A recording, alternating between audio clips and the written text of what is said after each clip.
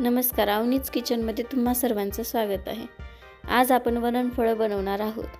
त्यासाठी लागणारे साहित्य: अद्रक लसूणची पेस्ट, मूग डाळ, धने पावडर, कोथिंबीर, मीठ, हळद, तिखट, जिरे मोहरी आणि गव्हाच्या पिठाची कणिक।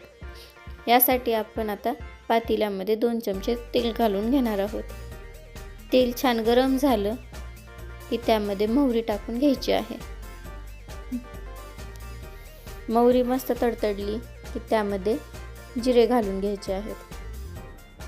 अद्रक लसूणची पेस्ट, याला मस्त हलवून घ्यायचं। त्यात पाणी घालून घ्यायचं आहे। मुगाची डाळ घालून त्याला मिक्स एकजीव करून घ्यायचं आहे। त्यामध्ये लाल तिखट, हळद, धने पावडर, चवीनुसार मीठ टाकून मिक्स करून घ्यायचं आहे। आता आपण वरणफळामध्ये टाकण्यासाठी चपातीच्या चकत्या करून घेणार आहोत। छान अशी कणकेची पातळसर चपाती लाटून घ्यायची आहे।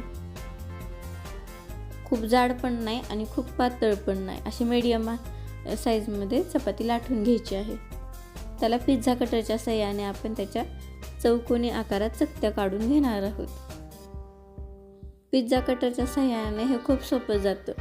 आपण हे चाकूच्या साहाय्याने सुद्धा करू शकतो।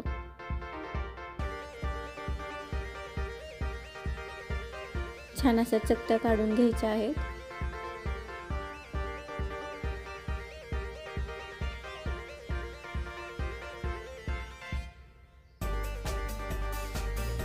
आपल्या चकत्या झाल्यात त्या आपण एका भांड्यामध्ये काढून घेऊ। आपण सर्व चकत्या काढून घेतल्यात। हे आता आपण तयार असलेल्या वरणफळामध्ये टाकून घेऊ।